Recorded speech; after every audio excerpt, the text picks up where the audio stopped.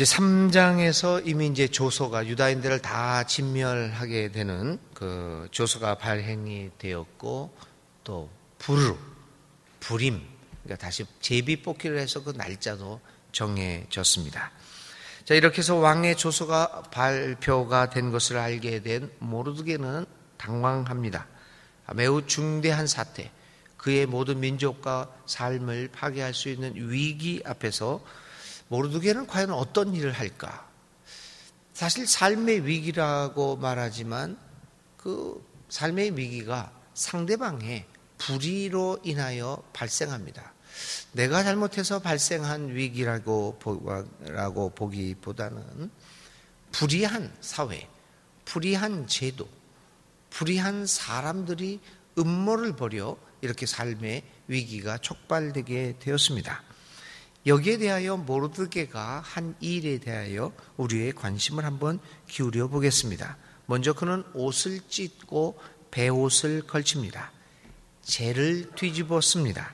그리고 성 안으로 들어가서 대성통곡을 합니다. 이런 옷을 베옷을 걸치고 재를 뒤집어 쓰고 대성통곡을 하는 모습은, 이러한 행동들은 전형적인 회개의 몸짓이며 동시에 깊은 슬픔의 표현이기도 합니다. 모르드게는 심각한 위기 앞에서, 심각한 그의 삶을 위협하고 있는 거대한 불의 앞에서 그는 회개의 모습을 보입니다.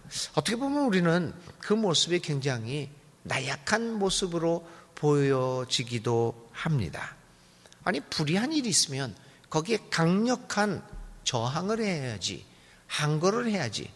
아니, 거기에 베옷을 거치고 죄를 뒤집어 쓰고 대성통곡하는 것으로 어떻게 그 불의한 일에 대하여 항거를 할 수 있을 것인가 라고 하는 그러한 자조적인 그러한 생각을 갖게 됩니다. 그런데 이러한 베옷을 거치고 죄를 뒤집어 쓰고 회개의 울음을 터뜨리는 이것이야말로 가장 강력한 저항의 의미로 받아들여지고 있음을 우리는 그 앞에서 놀라지 않을 수 없습니다. 불의에 대한 가장 강력한 운동은, 저항은, 항거는 어쩌면 회개운동일지도 모릅니다. 불의 앞에서, 불의한 제도 앞에서 오히려 내 자신의 삶을 돌아보고 추스리면서 그 불의한 제도에 대항하여 오히려 정의로운 삶을, 우리의 삶을 향하는 것이야말로 불의를 향한 가장 강력한 반발이 아니겠습니까? 사람들이, 모든 사회가 거짓으로 살아가게끔 만들고 모든 것들을 불의하게 해야만 성공하게 만드는 그 불의한 사회 앞에서 가장 강력한 항거는 뭐겠습니까? 회개와 그러한 불의한 사회를 향하여 슬픔을 바라고, 나는 죽는 한이 있더라도, 나는 망하는 한이 있더라도 정의로운 삶을 포기하지 않겠다라고 하는 정의로운 삶을 선택하는 것, 그것이야말로 가장 강한 항거가 아니겠습니까? 모르드게의 이 같은 회개와 애도의 표현은 많은 사람들에게 가장 강력한 항거로 받아들이게 되었습니다. 그래서 모르드게의 이 행위는 유대 사람 전체에게 영향을 미쳤으며 사태의 심각성을 깨닫게 된 그들은 모두 회개운동에 참여하기에 이르릅니다. 그리고 울부짖습니다. 회개와 항거, 그리고 울부짖음과 항거, 불의 앞에 온 유대 사람들이 항거하는 모습은 장관이 아닐 수 없습니다. 우리는 이런 모습을 보면서 문득 한국 초대교회사에서 발생했던 사건들이 머리에 떠오릅니다. 이 국가 부채 상환 운동이라든지 1907년도에 우리 평양에서 발생했었던 큰 회개 운동이라든지, 사회 불의 앞에서 일제의 일본 제국주의에 의해서 침략당한 우리들을 우리 조선을 생각하면서 우리 기독교 사람들이 벌였던 회개의 운동, 저항들, 무저항 운동들, 이제 얼마 있으면은 3.1절 100주년이 다가옵니다. 그 3.1절에 벌였던 우리 대한민국 기독교인들의 모습들, 강력한 폭력을 향하여, 폭력을 동원하여 항거한 것이 아니라 베옷으로 갈아입고 죄를 뒤집었으며 울부짖었던 3.1운동을 비롯한 그러한 항거 운동에 우리 기독교인들이 얼마나 많이 참여했던가를 우리가 볼 수 있습니다. 불의 앞에 온 유대인들이 항거했던 모습들, 불의 앞에 우리 기독교인들이 초창기에 항거했던 모습들, 장관이 아닐 수 없습니다. 이러한 불의에 대항하여 저항을 했던 모르드게를 비롯한 유다인들, 그리고 초창기에 우리 한국교회의 모습을 보면서 오늘 우리들의 믿는 이들의 저항은 어떤 것인가? 우리는 불의에 대하여 어떤 저항의 모습들을 보이고 있는가를 생각하면 부끄럽기 짝이 없습니다. 그런데 여기서 이제 끝나는 것이 아닙니다. 이 같은 항거의 사실을, 이러한 모습들을 죄를 뒤집어 쓰고 베옷으로 갈아입고 이러한 모습들을, 이러한 사실들을 알게 된 왕비 에스더는 사람을 보내 모르드게에게 자신의 의사를 전달합니다. 왕비의 뜻은 분명했습니다. 굵은 베옷을 벗고 평상복으로 갈아입으라는 것입니다. 그것은 저항을 그만두라는 의미가 아니겠습니까? 삼촌 모르드게에 의해 왕궁으로 들어갔던 왕비 에스더, 그녀는 어느덧 수년간의 안락한 생활을 통하여 자신의 출신을 잃어버렸던 것은 아닙니까? 자신이 속해 있는 민족의 순환과 아픔을 망각한 것은 아닐까? 그녀는 어느덧 기득권자들의 입장에 서 있는 것 같은 모습을 보입니다. 그리고 생각합니다. 저항하는 것이 꼭 베옷을 입고 금식하며 울부짖는 것만은 아니지 않는가? 라는 생각을 갖고 있었을지도 모릅니다. 그래서 왕비 에스더는 사람을 보내 모르드게에게 베옷을 벗고 평상복, 예의를 갖추는 의복을 입을 것을 부탁을 합니다. 이 에스더의 부탁을 모르드게는 거절합니다. 모르드게는 에스더의 제안을 거절할 뿐만 아니라 더 나아가 에스더로 하여금 행동할 것을 촉구합니다. 그래서 5절부터 9절에는 에스더는 에스더가 모르드게에게 사람을 보내는데 그 사람에게 모르드게는 오히려 자초지종을 설명하고 행동할 것을 촉구합니다. 성경은 이 상황을 이렇게 묘사하고 있습니다. 모르드게는 수산성에 선포된 유다 사람을 전멸시키라는 칙령의 사본을 하닥에게 건네주면서 에스더에게 그것을 보이고 설명하여 드리라고 하였습니다. 또한 모르드게는 에스더가 직접 어전에 나아가서 왕에게 자비를 구하고 최선을 다하여 자기 결례를 살려달라고 탄원하도록 하닥을 시켜 부탁합니다.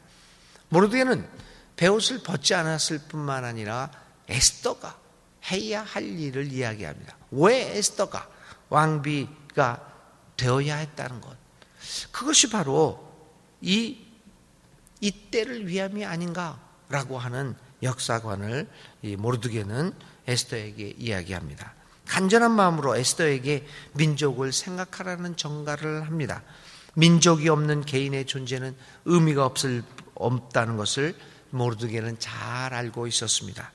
공동체가 멸망당하는데 그 안에서 여러분 살아남는 개인의 의미가 그리 크지 않다는 생각이 그대로 반영이 되고 있습니다. 기독교 신앙도 이런 모습이 아닐까요? 개인을 무시하지는 않지만 그러나 공동체로부터 출발하는 개인의 의미를 생각하는 것이 기독교 신앙의 중요한 모습입니다. 캐나다나 유럽의 몇몇 국가들은요, 자기가 개인적인 사업을 합니다. 예를 들면 슈퍼마켓을 합니다. 근데 내가 내 사업이니까요, 국가가 도와주는 것도 아니고, 내가 내 돈을 투자해서 내가 사업을 하니 내 마음대로 할 수 있지 않습니까? 내 개인의 사업. 내가 문 닫고 싶을 때 문 닫고, 문 열고 싶을 때 문 열고, 그게 개인 사업이 아닌가요? 뭐 망해도 내 책임이고 흥해도 내 책임이죠. 그게 슈퍼마켓을 운영합니다. 그런데 일요일 같은데 문을 닫고 싶습니다. 놀러 가고 싶습니다. 못 닫게 합니다. 정부가 법에 의해서 못 닫게 합니다. 왜 그러냐면 슈퍼마켓이라고 하는 식료품점은 개인의 사업이기는 하지만 주위의 동네의 공동체 사람들이 이용해야 하는 먹을 것을 공급받는 그러한 사업이기 때문입니다. 뭐 옷가게 이런 거하고는 조금 다릅니다. 그래서 개인의 사업이기는 하지만 공공성을 가지고 있습니다. 정부가 아무런 돈도 주지 않습니다. 그런데도 내 개인적인 사업인데도 공공성을 가진 사업이 있고 공공성을 갖지 않는 사업이 있기 마련 아니겠습니까? 오늘 우리나라 교육이 그런 거죠. 사립교육기관이라도 그 사업은 공공성을 가지고 있습니다. 그래서 함부로 문을 닫거나 이렇게 할 수가 없는 거죠. 사람들은 이야기합니다. 아니 이게 개인 재산이 아니냐. 근데 왜 못 닫느냐. 그게 아니라는 거죠. 적어도 기독교인들은 그런 생각을 가져서는 안 되는 겁니다. 에스더는 자기는 궁궐에 있으니까 아무 문제가 없습니다. 개인의 삶을 영위해 나갈 수가 있습니다. 그런데 모르드게는 그 이야기를 합니다. 에스더야, 이 때를 위해서 공동체를 위해서 네가 행동할 것을 그 일을 위해서 네가 부름받지 않았느냐? 그것을 생각하지 못하느냐? 만일 이 일이 네가 가만히 있어서 이 공동체가 멸망한다면 그거 너 혼자 살아남는 것이 무슨 의미가 있겠느냐? 그뿐만 아니라 이렇게 얘기합니다. 어떤 방법을 써서라도 하나님은 이 공동체를 살게 해줄 것이다. 그러나 이 공동체를 외면한 개인만 살겠다고 하는 너는 그리고 너와 너의 가족은 멸망당하고 말 것이다.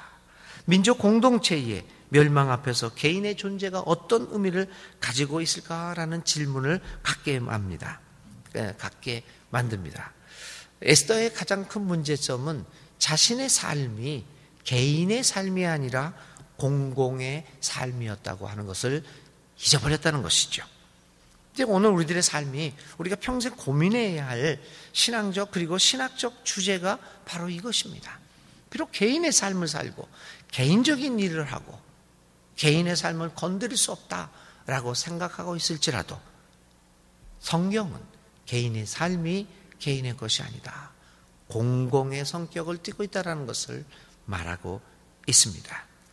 이러한 분명한 것이 이 성경의 말씀입니다. 그래서 오늘 에스더의 행위를 모르드게는 비난하고 있는 겁니다.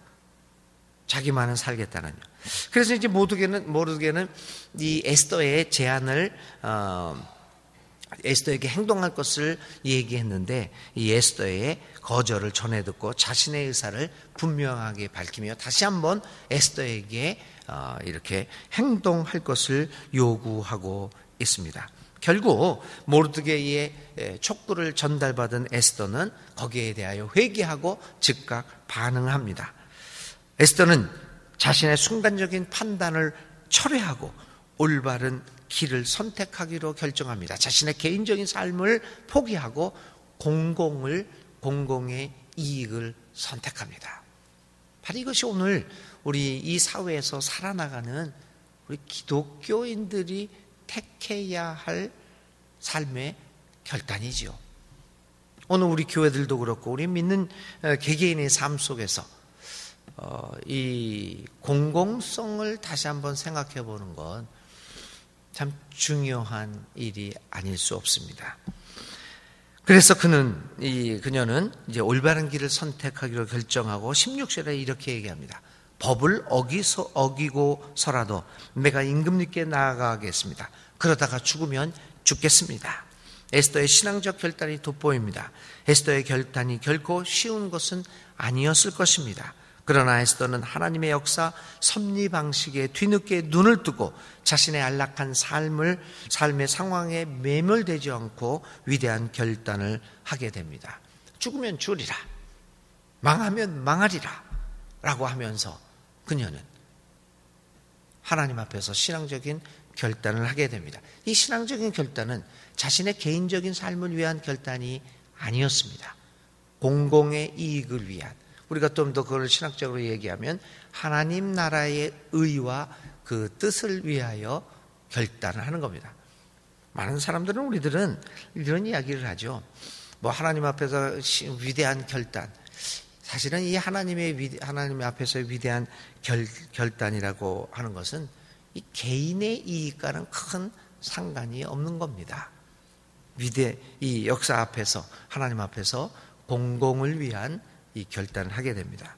과연 에스더의 결단, 이것이 그녀의 죽음을 가져오게 할 것인가, 아니면 또 다른 방향으로 역사를 이끌어갈 것인가, 그것들을 우리는 내일 계속해서 살펴볼 것입니다.